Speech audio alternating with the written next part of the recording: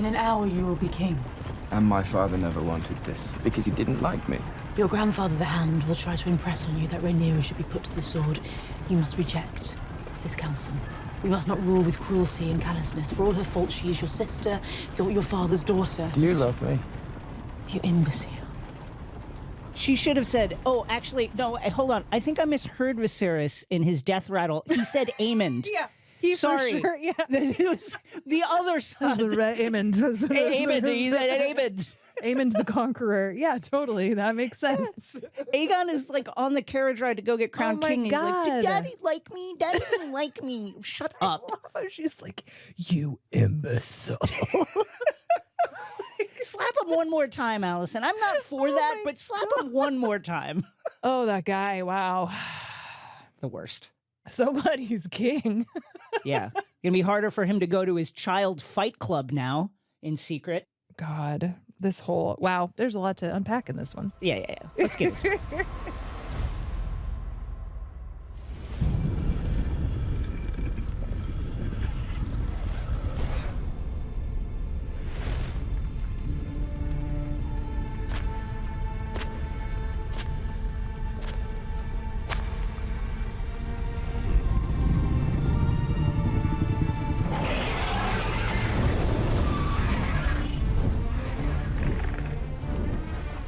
Welcome to the official Game of Thrones podcast, House of the Dragon. I'm Jason Concepcion, host of the podcast X-Ray Vision from Crooked Media. And I'm Greta Johnson, host of WBEZ's Nerdette podcast, and this is a Game of Thrones podcast for everybody, whether you're an OG Thrones watcher or you are just starting your journey with the HBO original series, House of the Dragon. Long live the king. One more episode left, Greta. This king, I have so many very strong opinions, and I am looking forward to getting into with you, but I mean, yeah, I can't believe that we only have one episode left. What the hell, dude? Very, very excited. TLDR, Aegon is bad. Yes. So we're going to talk about that and much more. We're also going to have a conversation later in this episode with Director Clare Kilner. I'm super excited about that, too. This episode is the opening moves, right? The opening moves to grab the throne. Initial reactions. What's your first reaction on this ep? The penultimate episode of season 1. The penultimate episode. It's funny to think of it as opening moves because in a way I feel like the entire board was just upended. You know what I mean? It's like, where do we, like, the absolute chaos, especially once, like, by the time we get to the end of this episode, is just like, fuck yes, I have no idea what's going to happen and I am here for it. I absolutely feel the same way. And it is a fully empowered and vigorous Alicent Hightower. It is a sight to see. And hopefully it's not too late. Yeah, I'm super curious to see how all that plays out. I mean, there's just a bunch to discuss. But before we dive in, you want to give us our recap? Sure. News of Viserys' death begins to spread. Otto calls the small council to decide the next course of action, which includes getting rid of as many Rhaenyra loyalists as quickly as possible. Master of Coin, Lyman Beesbury is the first to go. Sad. Queen Alicent is shocked to realize her father has been plotting all along to usurp the throne. Meanwhile, Aegon is nowhere to be found. Two teams fan out across the city to find him, one working for Otto, the other working for Alicent. Team Queen manages to nab the prince, and at a very, very gross and troubling meeting with Larys, Miss Arya's spy network is laid bare, like feet. Now in control, Alicent moves to have Aegon crowned quickly with lots of witnesses, after which she wants the new king to offer realistic terms to Rhaenyra so that they can avoid war. At the hastily organized ceremony at the Dragon Pit, it's going smoothly until all of a sudden Princess Rhaenys, who escaped the Red Keep minutes before, bursts from the floor of the building on the back of her dragon, Meleys. Oh my God. She could have ended it. She could have just killed them all, you mean? She could have killed them all and said, Rhaenyra, here it is on a silver platter. Give me everything I want because I have delivered to you your kingdom, and I have in one fell swoop rooted out all of the traitors who were trying to seize it from you. That's true. They were all on that stage. She doesn't do that. And in fact, when Alicent makes her pitch earlier in the episode, when she's being held prisoner in the Red Keep. If it's Driftmark you want, you shall have it. For you and your granddaughters to pass on as you see fit. You are wiser than I believed you to be. A true queen. Counts the cost to her people. Rhaenys says, it's a good pitch, you're smart, but what about you? What if you took it? And she seemed much more invigorated by that potentiality. Absolutely. So I think while it seems as if Rhaenys has declared which side she's on, I think there's still a lot of wiggle room there. What do you think? That's interesting. I mean, I could see that there would have been more wiggle room before Alicent did everything she could to make sure that her child, who is inept at best, became king. You know, I mean, it would have been so much fun to see a power grab at some point. I kept kind of waiting for it. It was also like, oh, is he just going to kill himself with this dagger? Like, is that going to solve this problem? There were just so many opportunities for Alicent to actually take charge. And I think there's still potential for her to do it. But the fact that she hasn't yet does bum me out because we've talked about this. Like, she has so much internalized misogyny. Oh, yeah. And she seems so much more aware of it in this episode than she has in the past, or at least willing to confront people about it. But there's still such a long way to go for our Alicent, you know? Thinking back on Rhaenys's comment that Alicent doesn't want to free herself from her prison, I'm paraphrasing now. She wants to just build a window into it. I was struck by, as Alicent flexed her authority in certain conversations, notably with her son in that carriage ride with Otto, with Larys even, and even in the small council scene to open the episode, that every time she did so, the men she was speaking to immediately shifted it to some other more womanly, in their minds, context that they are more comfortable with. She's grabbed Aegon, right? Her team has seized Aegon. She's now telling her father, My son will be anointed tomorrow at dawn. The whole of King's Landing must witness his ascent. My son will take the crown of his namesake, the Conqueror, and carry Blackfire, his sword. Let the people remember the ancient strength of House Targaryen. and Otto doesn't say, yes, Your Grace. He just says, You look so much like your mother in certain lights. That was the point in my notes where I wrote, man, Otto's a cunt. what a fucking asshole. And it's the same thing with Aegon in the carriage ride. She's telling him, listen, here's what you have to do. Yeah. You don't understand the work that has gone into this today. People have died. Here's what, and then he's just like, Mommy, do you like me? Do you want me to be? It's like, oh my God. And this just happens over and over again. The conversation with Larys is a similar one. Yeah, she's just surrounded by... That was another thing I wrote towards the end of this episode, was just like, man, fuck all these dudes. Like, all of these men. And, that's not to say the women are perfect by any stretch, but it's just like, man, It's notable to me that both Rhaenys and Mysaria, in different ways, are proposing something truly revolutionary and radical. Yes, especially Mysaria. She's really good. Well, in both cases, you're right. Yeah, Mysaria is flat out saying people power flows from the people. You need to take that into account. And I want a complete upending of the power structure in King's Landing.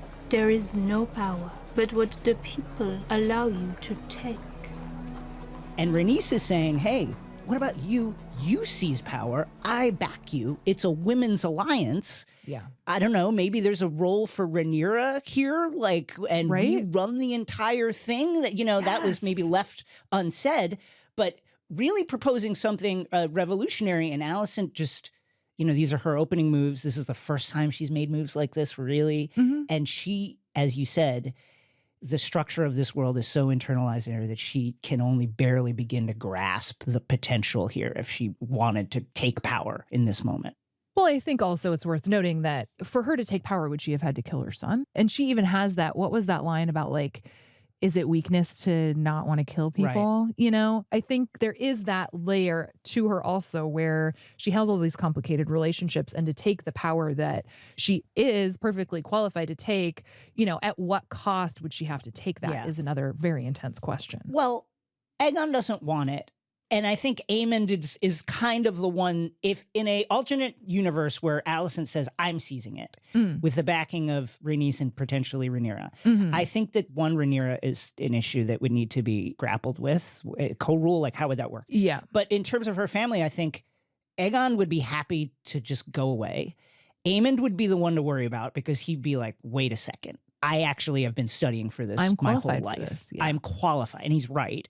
And then I don't see any, version of that alternate reality that doesn't include Otto in a deep, dark dungeon somewhere forever. And the other thing is, I mean, really at this moment, Alicent's play is Viserys said it was Aegon, you know? Right. That's the best argument she can make for upending anything. And here we are. Let's talk about that for a second because, man, Otto reaches for that like a gold nugget in the stream. And Lyman Beesbury is 100% right. So let me get this straight.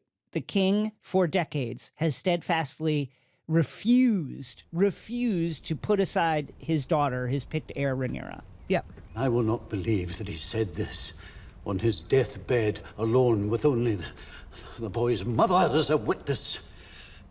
This is seizure. This is theft. Give me a break. And yet this is like the singular slender stone upon which the kingdom of Aegon the Second is going to be built. And it's really, no matter, like, if you're a Team Alicent supporter, you at least must admit that while they are right, that the realm certainly was not happy to support Rhaenyra, perhaps, that this is treachery. This is treason. Yes. So do you think Alicent said it because she honestly believes that's what Viserys said? Or do you think she said it because it was a thing she could easily grasp at to shift power dynamics in her and her family's favor? It's a good question. I think she really believes that is what her husband meant. Yeah. Are there numerous Aegons in the history of the Targaryen family that could have... Which Aegon, babe? I know you're really sick, but could you specify which one before you die? I mean, there's two that are running around right now. But I think she sincerely believes that. Yeah, yeah. What do you think? I think so too, though it did seem, especially initially, like it's just such a convenient thing to say when you realize that no one else talked to him and very few people even know that he's dead yet. And here's an opportunity to put some stuff in play that definitely wasn't in play yesterday, you know? It was interesting to see, you know, Lyman Beesbury made a strong point before his head was jammed down onto his little ball there. Everybody swore 20 years ago, 400 years ago, 2 weeks ago. If the entire structure of the realm depends on people keeping their word, there's no contracts in this world, then we did say it, right? It doesn't matter if some of the lords have died since then. Like, you kind of have to, don't we have to kind of keep that? And not to mention, there's no way Rhaenyra says, oh, the king changed his mind? Okay, good. No and the problem. people that support, that's not going to work. It was interesting, too, to watch Sir Harold. What did you make of Sir Harold's decision to throw off his cloak, and clearly a decision that he was grappling with throughout this entire meeting? Yeah, yeah.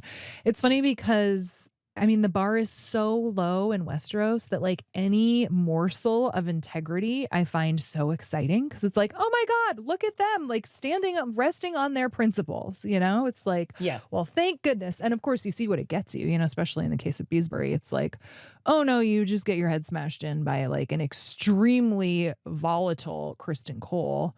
Like, okay, great. Everything's fine. Everything's fine. Did Sir Kristen Cole seem more faithful to you than he has in past episodes? I think this, I'm just assuming here, is Alicent's influence, her rededication to the faith. Right. The way he says when Aemond is being a little crass and the way he's speaking about the sex workers of smack. King's Landing, he says, you know, that women are the very image of the mother, something to that effect. You shouldn't speak about them that way. This is the same man who called Rhaenyra a cunt a few episodes back. That was like 10 well, years you know, ago this now. is growth, maybe, right? You can argue that's what it means to develop morals, though he also killed Beesbury without a single bit of... He did, which leads me to ask you, does Kristen feel a little bit unhinged to you? Yes. I mean, do you think he intended to kill Beesbury, or do you think he intended... Because he just yells, sit down, I think, in that scene. I mean, obviously he's a lot stronger than this extremely old man, but I don't know. Partly the way I read that was like, is Kristen Cole someone you want? Obviously you want him on your team, but is he a wild card, or is he under Alicent's control? I think he's nominally under her control, but to your point, right, the fact that he killed Beesbury by accident is part of what leads me to say this guy's unhinged, right? Yeah, it seems problematic. Yeah, like if he wanted to kill Beesbury, then he should have done that. But the fact that it seemed like this this kind of volcanic explosion of this long suppressed anger that led to this leads me to feel like, gosh, this guy, what's he going to do in the days to come? Right. Well, and especially this is not the first time he's lost his shit and killed somebody, right? Yeah. And now as Lord Commander, we would assume, right, after this, in the days to come, as Alicent, decreed to Otto, as Lord Commander of the Kingsguard, you've got to think that organization is about to become a lot more radical, a lot more directly involved in the political affairs of the realm. And certainly if Cole's leadership, if we can glean anything from his actions about like what his leadership is going to be, I think very, very aggressive.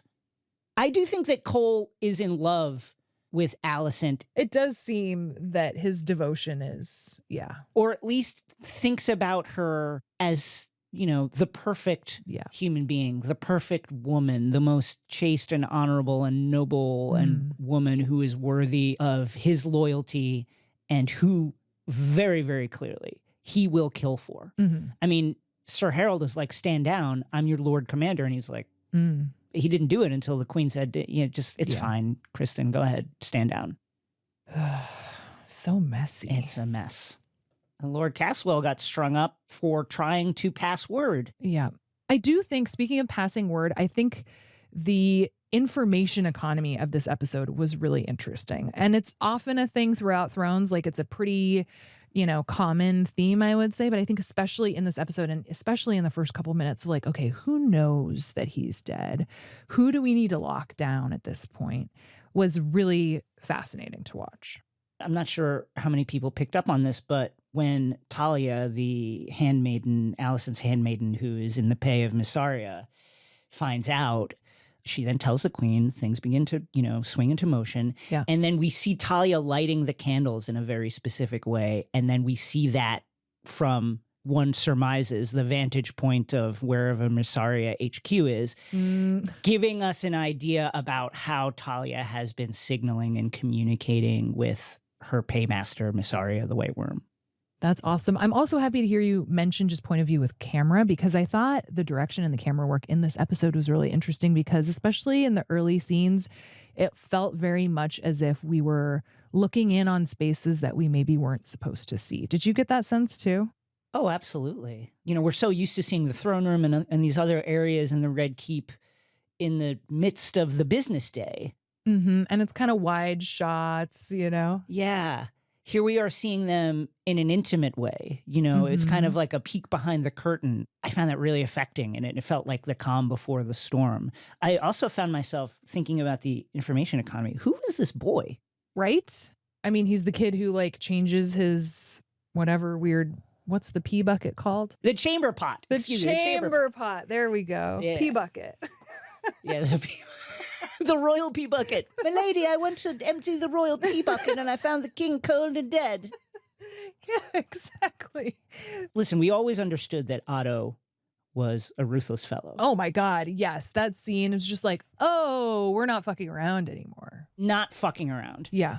First of all, Alicent's being dumbstruck at realizing... Am I to understand that members of the small council have been planning secretly to install my son without me? My queen, there was no need to sully you with darkling schemes.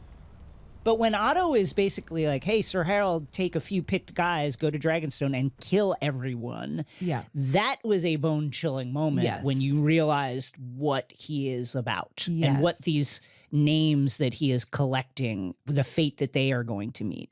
Well, and the whole nobody leaves situation too, was just... The stakes in that room were really intense, and I just thought that was a really great scene. Same.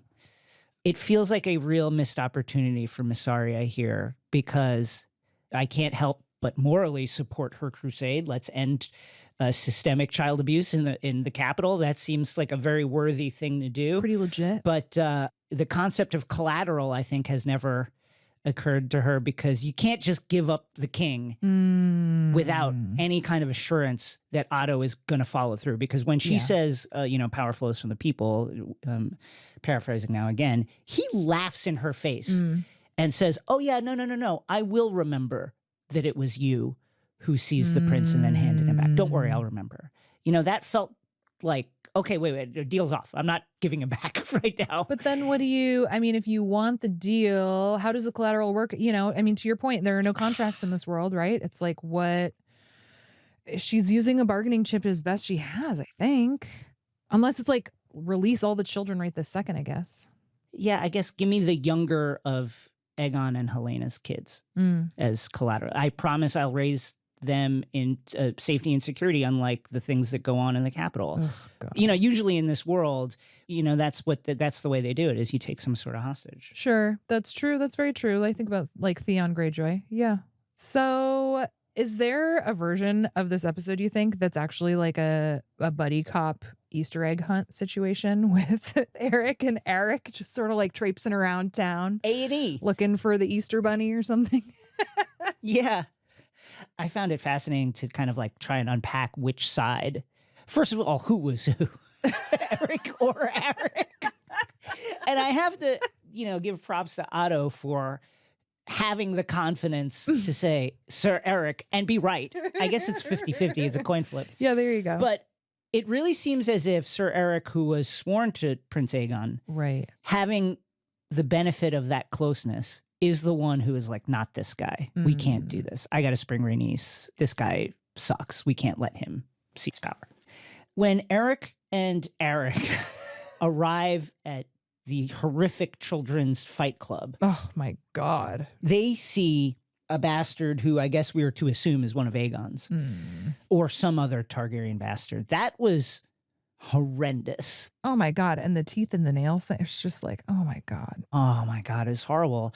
And I think also, you know, as we start counting dragons now, we've gotten to the point, clearly Alicent is thinking about it and Otto is thinking about it. Who has the dragons? Who has the most? There's also the issue of who's going to ride them, because, you know, we've established, and it's, at least in this world, the hypothesis is you have to have Targaryen blood somehow to ride them. Right. So I wonder if these bastards, which we now know are out there, are going to come into play at some point. I hate that. Just what we need. More of Aegon's seed just thriving. Please, this guy is the worst. Absolutely. Ugh, God. Absolutely. But, you know, I can't imagine a world in which he is competent and emerges from what is to happen in an unscathed way. This guy is a mess. Yeah, I mean, I don't know. I guess maybe there's the argument of like, obviously the kingdom is not thriving, so maybe just a real piece of shit in there is gonna move along the revolution in just the way we need. Helena, clearly a dragon dreamer, clearly you know, touched by this Targaryen gift of predestination, although no one seems to be listening to her. And I think her beast beneath the boards prophecy clearly came to pass with Rhaenys absolutely bursting from beneath the boards to upend the coronation. Such exquisite chaos. Did no one think about this? Like, what about the sept? Is there no other place? Yeah, it's a good question. I made note of the other thing Helena said, and I wondered if it was also prophecy or just a very vague statement. She said, "It is our fate to cradle what is given to another. If one possesses a thing, the other will take it away." Do you think that's just about the crown, or do you know a thing that you can't tell us? It is, I think, clearly a quite astute analysis of the current political climate in Westeros, and maybe the current political climate in Westeros all the time, not just in this era. I also think that it could refer to something that will happen. I'll just say that. Dun, dun, dun. Yeah. So speaking of things I don't want to talk about, Sure. Is it time to get into this whole foot situation? Yes, let's get into it. We've been putting it off as long as... I just want to say, as a book reader again, and I've said this in previous episodes, one of the things the fictional historians, Eustace, you know, Munkin, Mushroom, and others note throughout the books is that, gosh, what makes Larys tick? Nobody knows. Historians will be debating what motivates Lord Larys Strong for generations. Well, folks, we have an answer. And it's icky. It's not good. I think we both want to be really careful not to kink shame. We don't want to do that over the course of this conversation, because to each their own. Right. Respect. Your Grace, The hour is late, Lord Larys. I have found out something you should know. How do you even broach this with the Queen? who could have your head off at any time. I find myself wondering, one, how that happens, and two, it's clear, listen, again, don't want to kink shame. Any successful relationship with a kink, I think, requires consensual partners, and it's clear that Alicent's not into it. Whatever you want to say. No, I know, and that's the part that really bums me out. Is like, I don't know. It's interesting to unpack the power dynamic at play with that one, because obviously she's getting information. Obviously she's not putting herself in an unsafe situation. Did I need to see his hand down his pants? For sure, no. Just in case there was any doubt about what was going on here. I know, they really doubled down on that. It was, I don't know, but like, he's not touching her, but it's also just like, woof. I think to your point, and to Rhaenys' broader point about how internalized the system is in her, Alicent could just say, you're going to tell me what I need to know because I allow you to do everything that you're doing. I allow you to be Lord of Harrenhal. I allow you to live. I allow you to walk around in general because I can have your fingers chopped off the one by one if I wanted to do that. Oh my God. Yeah. But instead, because again, that this system is so internalized in her, she's paying with the coin that she believes that she can pay with. Yeah. Because she can absolutely take it to another level with Larys. She could be like, you're just gonna tell me. Because guess what? I can tell my father, I could tell Sir Criston Cole, he'll do it. He'll kill you, no questions asked. Oh my God, no questions asked. Yeah, it is interesting to think that this obviously was not the first time this has happened. I mean, Otto says, you've spent many hours with the Queen of late. When Larys says to Otto, there's no reason those hours cannot in the end benefit you. I found myself wondering, what the fuck does he mean by that on my third watch? After understanding what time with the Queen meant, I'm just rewinding through that one scene. What the hell? What the hell does that mean, Larys? Well, I think it means that they're all on team patriarchy, right? Sure. And no one's encouraging her to have her own agency. They're just all using her as a pawn for the same outcome, essentially. So Larys then tells the Queen about Mysaria. Yeah, what does he say? What is the other content of that scene? So he tells her about Mysaria, and then he suggests a course of action, which is we need to take out this network. One, I wonder if we're going to find out that they were indeed successful. This is House of the Dragon. We did not see a body. We only saw a burning house. So this leads me to wonder if Mysaria is not still alive. Sure. And then secondarily, thinking back to Talia signaling to Mysaria with the candles. Oh, right. Is word already out? Otto was like, shut the door, round up the household staff. No one can know. Yeah. That message went. So where did it go beyond Mysaria is my question. That is a great question. Well, and we saw Otto writing some letters too. I mean, this is another great question for Westeros TMZ, right? It's like, how's the network going? I could also see a world where Larys kills Mysaria and just takes over the network for himself as opposed to actually eliminating the network, right? I mean, doesn't that seem like the exact sort of thing that he would just thrive on? I think that you're absolutely right. Certainly, that's competition. Right. Larys would not be keen to allow a kind of competing whisper network to be up and running in the capital. I'm sure he would like to co-opt that. That's a great point. The structure of this episode is fascinating to me because it's the opening moves from one side. Yes. We have no idea how Rhaenyra is going to react to all of this. Yeah. But we can assume it's going to be poorly because even, Alicent is pitching, listen, let's make her a good deal so she can accept it without shame and we can avert all this. At the same time, while that is the best offer on the table, that offer on the table is still Aegon is king. And I think there's no world in which Rhaenyra, even if you say, okay, well, you can be hand of the king. What about that? You can, and you'll be part of court and you and Daemon can come here and be part of the small council and you can rule and help influence this. And I'll be there too. No, she's scorned. I appreciate Alicent's efforts, but I think that there's no way we come back from this, right? Without war. Yeah, it kind of shocks me that Alicent didn't think through that more when she said the king said Aegon should be king. But I guess what we see pretty clearly is that Otto was planning on a coup regardless of what Viserys's last words may or may not have been. Oh, right away. So we would have had the same outcome, you know? Right away. I feel badly for the unlucky lords and ladies who just happened to be in King's Landing and were called to the meeting where it's kind of like, hey, right now, where do you stand on this? And if the answer is the one I don't like, then potentially you are strung Bye. up in the courtyard. Yeah, it's not a good sign for democracy.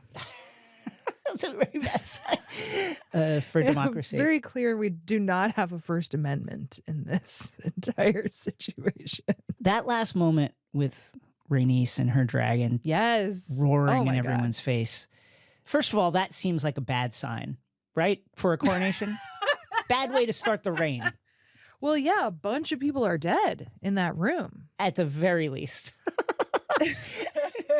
Yeah, did you figure out how to count those for a death count, by the way? It would seem to be whoever was standing over the impact zone bought it. Oh my 100% they are Yeah. done. I was kind of surprised it wasn't Rhaenyra, but I guess the question is whether or not they even know yet Yeah, I don't what think happened and is happening in King's Landing. it's possible that Mysaria sent a raven out or some other person got some message out, but it's also possible that they have no idea right now. Yeah. Rhaenys, I think we will be unpacking her actions in that moment for a while.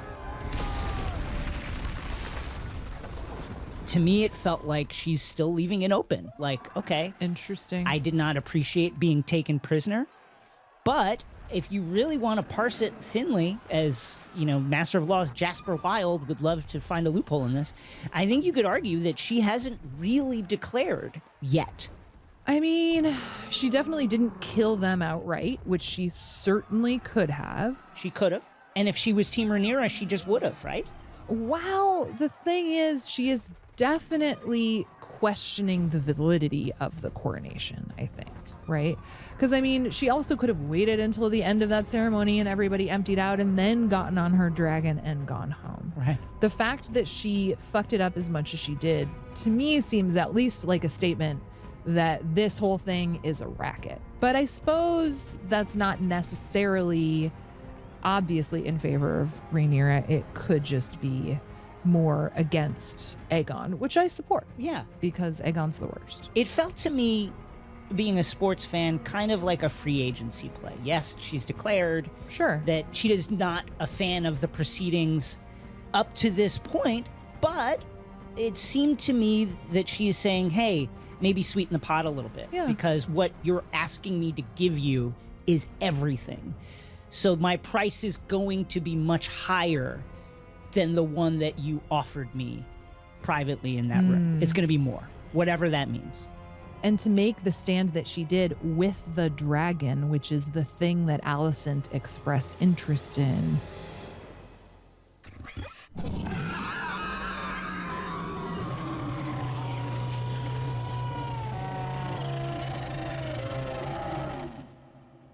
I mean, that's all the leverage right there. You know, Alicent said, hey, if we have you and we have your dragon, Rhaenyra will at least think twice about attacking, because they do have more dragons. You know, we have Vhagar, who is the biggest, but still, there's a deficit here. Aegon's dragon is very young. Helena's also.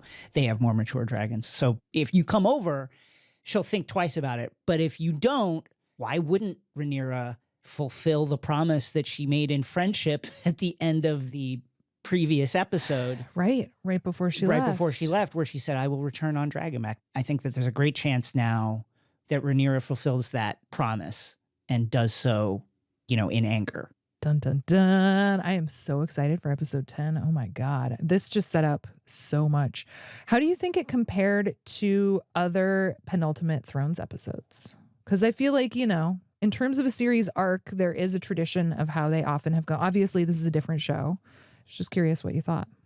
It went in a different way often than what we are kind of primed to expect. And again, a different show, but no shocking decapitation, no massive battle. Yeah. Very little carnage, considering. Yeah, but still an amazing and quite shocking surprise moment when Meleys bursts out from beneath the floor there. I mean, it was really a truly, truly startling moment.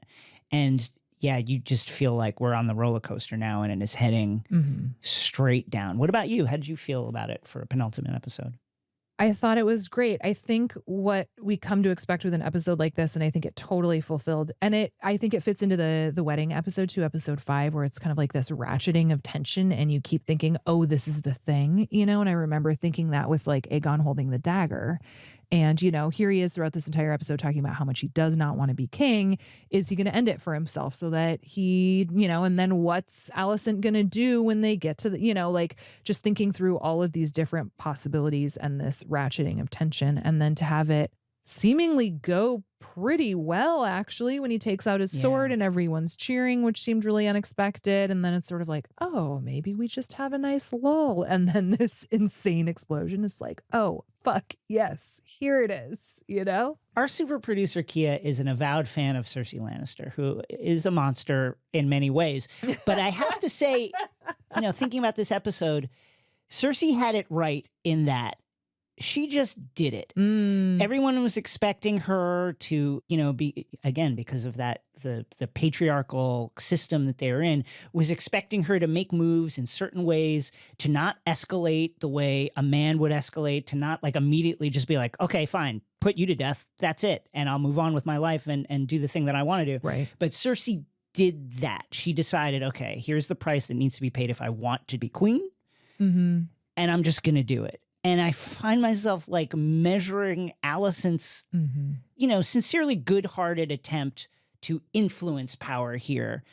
It was strangely negatively with regards to the way Cersei would have done it. Like if Alicent wants to do the thing that she wants to do, I mean, it's sad to say, but that probably means your dad in prison. That means Larys with his head cut off.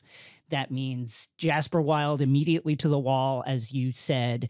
That means Kristen Cole is your right-hand assassination man, and let's really seize this thing and either rule through Aegon or make him step down in favor of you. But Alicent's too nice to do that, and here we are. Well, it reminds me again of that quote Alicent says when she's talking to Otto about reluctance to murder is not a weakness. I don't know, though. I mean, I think the other thing to take into consideration with Alicent, though, is I think she still doesn't know what she wants. I think she has spent so much of her life being forced into these different positions and maintaining relationships with odious bros. I think you're 100% right. You know, and we've talked about too, like as much power as she has no power at all, you know? So, and I don't know if you could say the same about, Cersei had a lot more power, I think. And maybe it's the 170 years between the shows. Maybe that's the progression away from patriarchy that we get to see. But yeah, I understand the comparison. And I think in a lot of ways it is really good. But yeah, I think Alicent has just been she's never gotten to do anything for herself. You're right. And I think there's a very telling moment where she realizes the small council's been meeting. Yeah. She understands now that her father has been moving around like a pawn, and she immediately objects. Yeah. And so Master of Ships, Tywin Lannister, says, okay, Your Grace, what do you want to do? And she just doesn't have an inkling in that moment. And to be fair to her, she is just learning about all of this. And she's been kept in the dark for essentially her whole life. But yes, you're exactly right. She's just kind of, over the course of this episode, beginning to form an idea about what she would do now that she is in somewhat of the driver's seat. And it's not even the driver's seat, but I'm really curious. I mean, I love the idea of a self-actualized Alicent who gives no fucks about anybody but herself. Yes. I don't know how many people die in that version, but I would watch it. You know, I mean, as Otto says at one point, you know, there's no ruler, he says king, who has never had to sacrifice a few lives along the way. Right. And, you know, you're absolutely right. Some people in any version of this where Alicent rules or whoever, some people would have to be sacrificed along the way. And it's, I think, a real credit to Alicent that she doesn't want to do that. You know, she says again and again, Viserys loved his daughter. I don't want to just murder her and her family and her children because that's how we cement our hold on power. I don't want to do that. Well, there's a lot of kids now, too. Yeah. Are there 5 kids?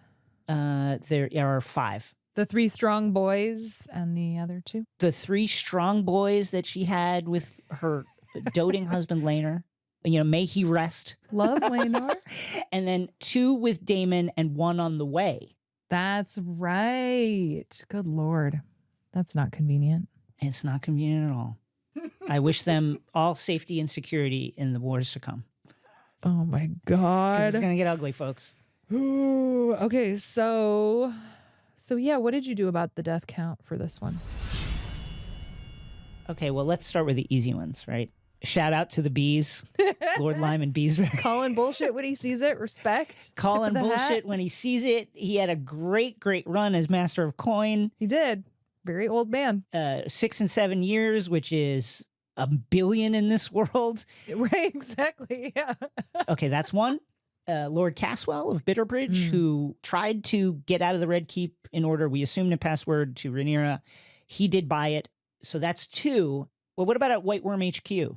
We didn't see any bodies, which seems very purposeful Yeah. to me, but it's Right. certainly someone must have perished in yet another mysterious and suspicious fire. I think we're gonna have to TBD that one though, because we just don't have enough information I agree. And then how many do you think actually bought it? Just a guesstimate at the coronation. in the Dragon Pit. I've always been really bad at guesstimations. I used to do a lot of reporting too. And if I were at an event with a crowd, I would literally count the grid edges and multiply because I just can't. I'm not good at actually eyeballing. I mean, probably a couple hundred, right? At least. Yeah, I think that's fair. 250. Yeah.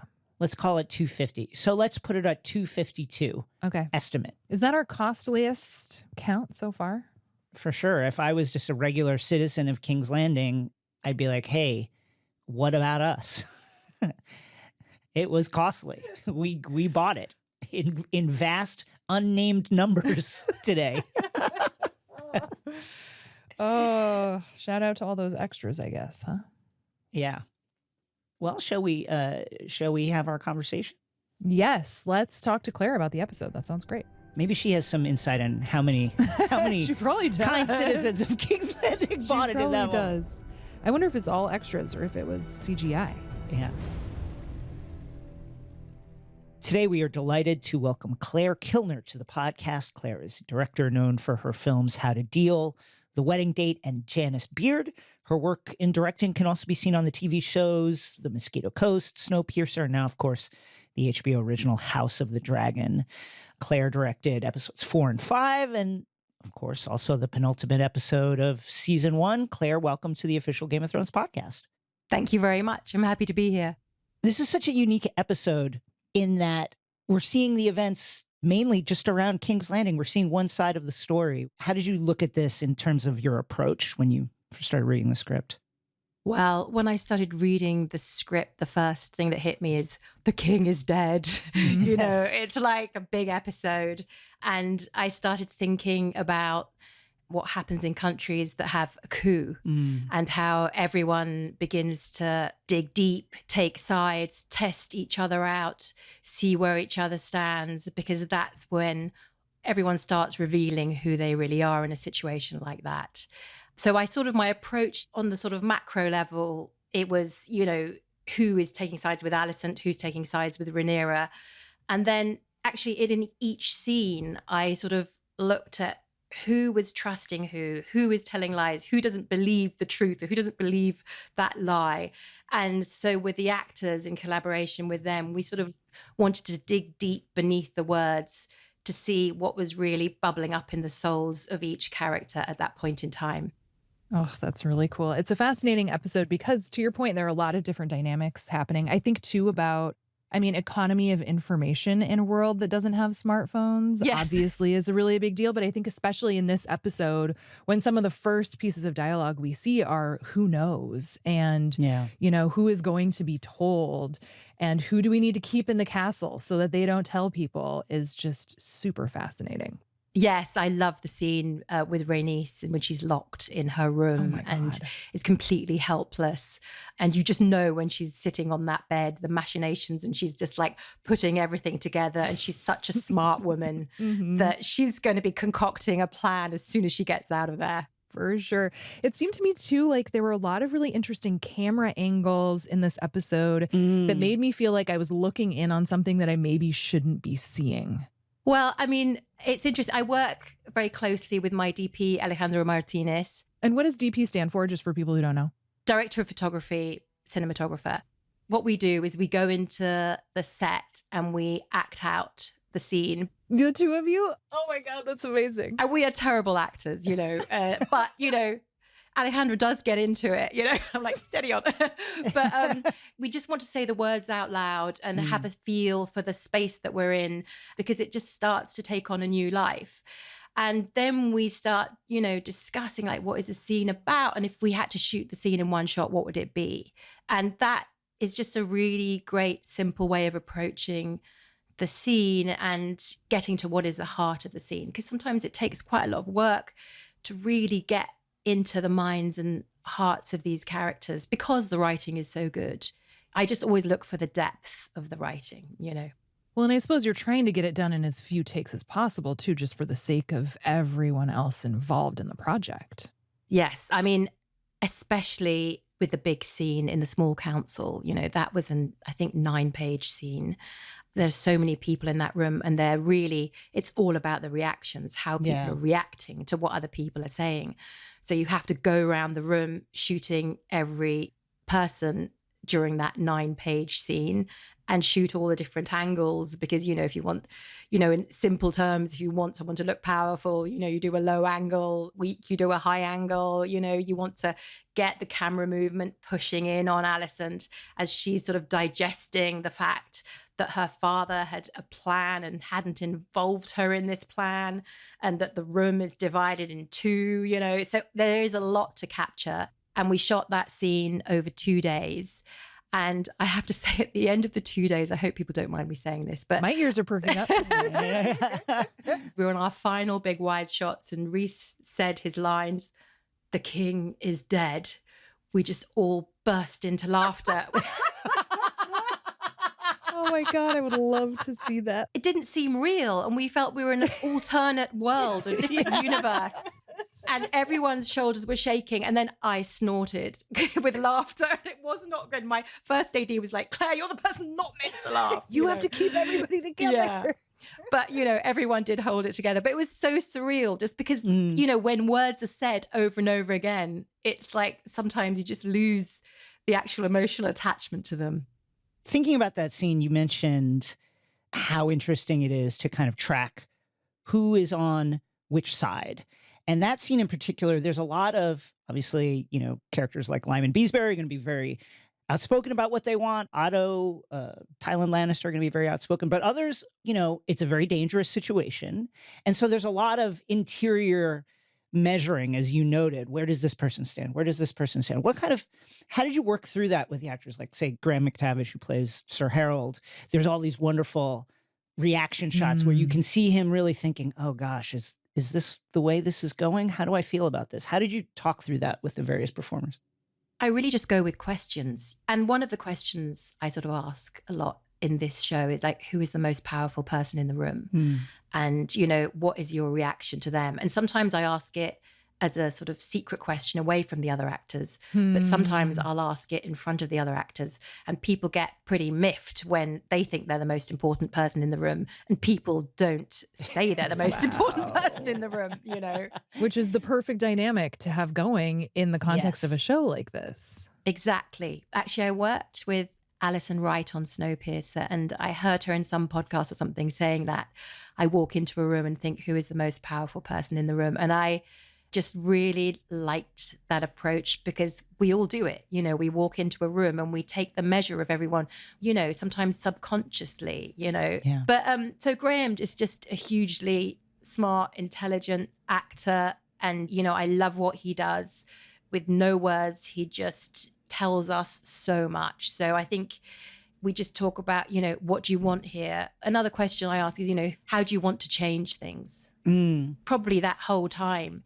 Westerling probably has so much to say, but isn't allowed to speak it.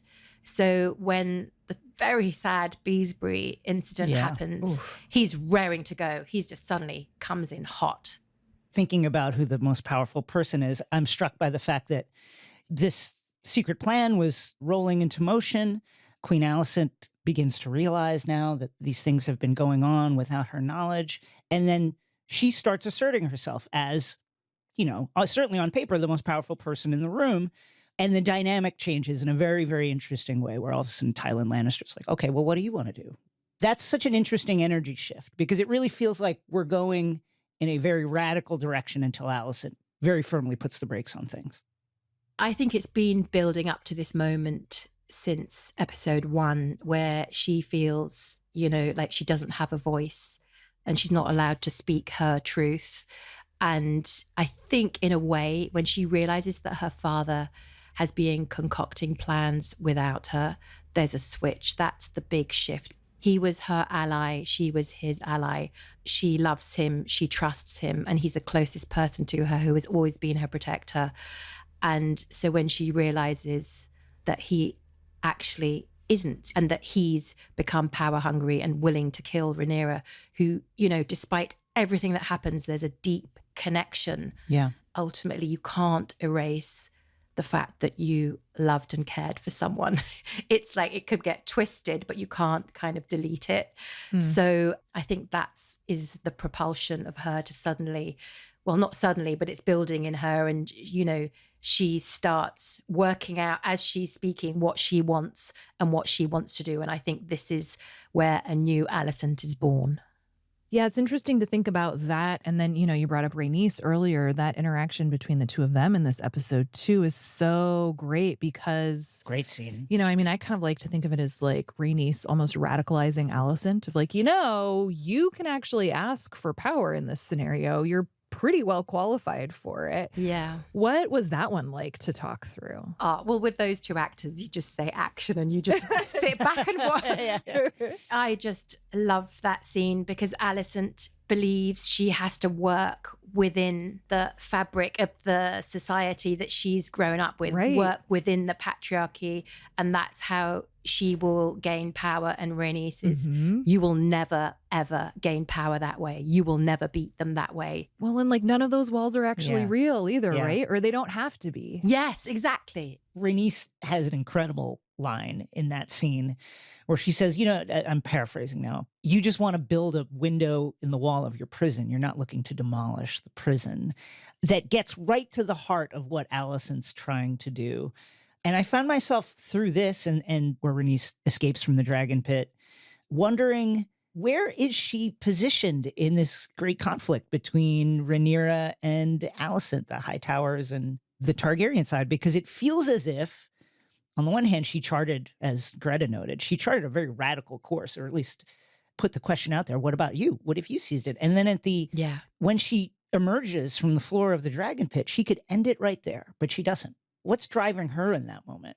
I think Rhaenys is one of the most emotionally mature people in the whole, House of the Dragons. She doesn't want war. She wants peace. She wants people to live together in harmony. But at this point also, she wants Meleys. She wants her dragon. And, the dragon is, obviously a symbol of power, but Eve loved that dragon. She, you feel like that bond when we were shooting the scenes of her riding Meleys, she loves it with all her heart, So I think there's so many things coming into play. And, it's a testament to Sarah Hess's writing this scene because it really captures, as you say, the heart of the matter. How does a collaboration amongst the team and the people below the line work on a day-to-day basis? You arrive and you read the scripts and, you try and get underneath the skin of the scripts. And then, Ryan and Miguel were really great in sort of taking me through their vision for the whole season. And then we also do go through scene by scene. And then also with Sarah, the writer, she is always there on set and filling me in on things that might have been said in the writer's room. Actually, Ryan and Miguel are often on set as well. So you really learn to lean on each other for all the information because there's so much information that for these sequences and scenes that you need to know in terms of backstory of all these different characters, where they're coming from and where they're going. I mean, every time I do my shot list, I always write on the shot list, what scenes everyone has just been in and what scene they're about to go to, because sometimes, there can be a lot going on set. And for the actors, they're diving into a whole other world, another character. It's good to be able to remind them of that. And obviously myself too, So we do all that. And then also, I spend a lot of time with my first AD and my cinematographer. Like, that's a really strong trio where we talk through every scene. We go to every set multiple times and, talk about potential blocking and lighting and camera angles and what equipment we might need. I also like to prepare, when I'm looking at a script and doing my shot lists, I like to prepare sort of 3 ideas of how it could go in different ways, so that when the actors come in with their ideas, I'm not sort of stuck on one idea, and I'm open to that, because they're very intelligent people, and they bring so much and they have to make it their own, and Matt Smith loves trying out different things on different takes. And I just want to embrace that and, let him find the most authentic version of himself for that scene, and so we really prepare deeply, but then you're prepared to also let it all go. Thinking about this episode, it spans, 2-person conversations, sword fights, large scale scenes that involve hundreds, if not thousands of people on screen, plus a dragon. When you see that all together in a script, how do you turn that into structure? What are you thinking when you see all this stuff in terms of how you're going to order your days? Break it down. You can't take it all in one go. For example, the dragon pit at the end is basically a third of a page. Yeah. But so much has to happen.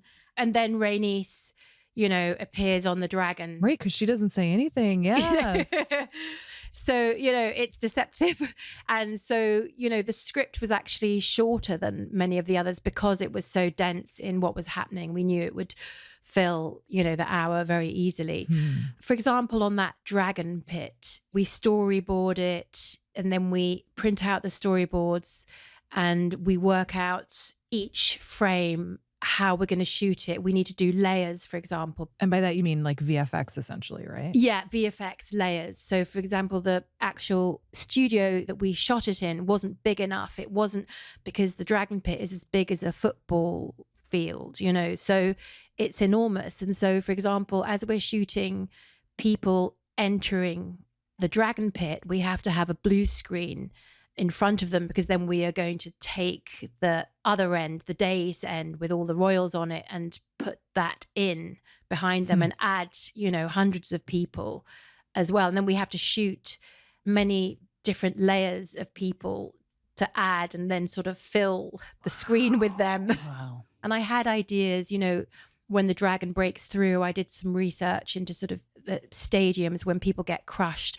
So I want to make everything start from a very real place. So especially, with all those SAs running around like crazy, I don't want them to be running around like headless chickens. I want to talk to them and really instill in them the sense of how dangerous and they're about to die, and you sort of kind of have to take everything absolutely dead seriously. And we have meetings with all the HODs over and over again, getting into the meat of what we are going to do on those days. Because when it comes to those days, we don't have time to mess around. We need to know exactly what we're doing. We cut out the storyboards, we put them, on a big wall, and we shoot each frame we do, we cross off. Wow. And we work our way through all the frames, and then also the stunt coordinator, Rowley Erlin, will come and shoot people on against the blue screen, and he'll shoot, people being catapulted, off a wall and falling into a dragon pit, and then we'll take all these individual characters and add them to the whole scene. So you've got these very specific moments amongst all the craziness of everyone running away from this giant dragon. That's so cool. This wasn't the first episode that you directed for the show. You did 4 and 5 also. How would you say doing those two compared to 9? I mean, they're all pretty pivotal episodes in different ways. Yeah. I mean, they have just such a different feeling. Each one has its own feeling, but 4 and 5 did feel more like a pair, and 9 felt more like a standalone Alicent episode. I guess the rhythm of 9 was slower, more quiet, more internal in a way. And then the rhythm of 4, it was sort of Roman holiday, you know, this young princess coming out into the world, feeling liberated, her sense of rebellion, her sort of taking things for herself, not really thinking ahead. She was just in that moment. It's kind of a theme for her, isn't it? Yeah. Yeah. And then 5 was the wedding. You know, that was the sort of main part of 5. And 5 was so, you know, it was so different because we had to create a House of the Dragon dance. In the script, it says they dance, but not how they dance, you know. So I needed to think about, you know, I don't want it to be a sort of Jane Austen dancing because that just wouldn't be right. So I enlisted a choreographer who actually worked on Janice Beard as well, Francesca Janes. She does amazing work on huge movies and things. And we talked about what this dance would be, and we started talking about dragons and birds. And so, you know, we found some birds to sort of take their movements and emulate and build that into the dance. Cool. Yeah, we went to Pineapple Studios in London and worked on it with this fantastic group of dancers. You know, it was really nice. There were dancers of all ages as well, because I really wanted them to feel like they were courtiers, you know, not like 20-year-old dancers. So, you know, I didn't want them to dance too well. I literally had to say, don't dance too well, you know. But our first pass, it was a little bit too contemporary, so we sort of had to bring it back a bit. And it was a bit scary because it was like, I felt like, oh my God, people are going to watch this all over the world and they better like it, you know, because it was, you know, they had to do these sort of slightly odd dragon-like movements, and the actors like, oh, you know, I didn't want them to feel silly.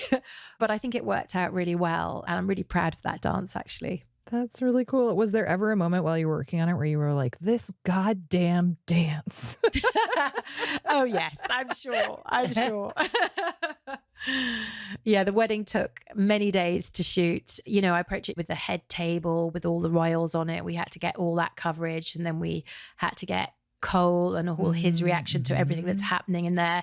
And then we did sort of steady cam when they were dancing. And then once the fight broke out, we were just like handheld, 4 cameras, get in there, you know, with everybody. That's amazing. So yeah, there was different styles of camera work as well. And episode 9 at the beginning is very considered, and then the panic rises, especially with Rhaenys as she's fighting her way through and then sees the dragon pit. That was very much handheld, like let the cameras bump into, you know, actually what was really great about Eve at that point was she loved getting in there with all those bunch of people, and she was like, she kept on saying to them, knock me, push me, you know, and no one really wanted to because she's the star, but she really encouraged them because she wanted to feel like she was right in this mush of people and she couldn't get out. I find myself watching this show and wondering, like, how could we have avoided all of this? Do you watch it? Do you read the scripts and wonder, gosh, if Rhaenyra had only done this, or if Alicent and Rhaenyra had only talked, or if this and this could have happened, maybe we could have avoided all of this? Well, I mean, there is that thought, if Alicent and Rhaenyra could come together, maybe they could conquer the world together. Yeah. And it could be a very different place. And that would be a fun show to direct, I would imagine, too. Yeah, totally. You know, but unfortunately, elements and parts of their character and personality have been spoiled by the world that they've grown up in, and they have been brought up to believe they need to, you know, the most powerful thing they can do is bear children. I guess this is the big question, and these are the battles that will be fought. And I can't wait to read season 2. Okay, so Claire, obviously as a director, you're thinking very, I mean, mechanically probably about a lot of these different scenes in terms of just like who's standing where and where they're going and where the camera is. But I wonder, I mean, obviously you must be someone who's also just super fascinated and engaged by story. Yes. And I guess it just makes me wonder, with this story, have you chosen a side? No, I couldn't possibly choose a side. I'm on the side of every actor I'm speaking to at any given moment. Sure, that makes sense. You know, they say as an actor, never judge your character. And as a director, you can't ever judge your characters either, really, you know, because you want to encourage them to be their fullest self. Yeah. So I could never, nobody has told me to say this. I could never possibly take a side. I love them all. Well, Claire, thank you so much for taking the time to chat with us today. This was really a pleasure. It was wonderful. Thank you. It was fun. I really enjoyed it. All right, that's it for this episode. Come back next week when we will discuss episode 10, the finale, with none other than co-showrunner and executive producer Ryan Condal. And of course, we want to hear from you. Send those ravens out. Don't forget to leave a rating. Review us on your podcast player of choice. We love 5 stars. And of course, you can find us on the Game of Thrones and House of the Dragon social media handles. As for me, I'm on Twitter at @network, NETW3RK. And you can find me on Twitter and Instagram at Greta M. Johnson. The official Game of Thrones podcast, House of the Dragon, is produced by HBO Max in collaboration with iHeartRadio, and this podcast is hosted by Jason Concepcion. And Greta Johnson. Our executive producer is Molly Sosha. Our supervising producer is Nakia Swinton. Our lead sound engineer is Matt Stillo. This episode was edited by Sierra Spreen. Our producer is Jason Concepcion in association with Crooked Media. Special thanks to Michael Gluckstadt, Allison Cohen, Kenya Reyes, and Becky Rowe from the HBO Max podcast team, Ashley Morton, Dana Froome, Liz Keating, and Megan McLeod at HBO Marketing.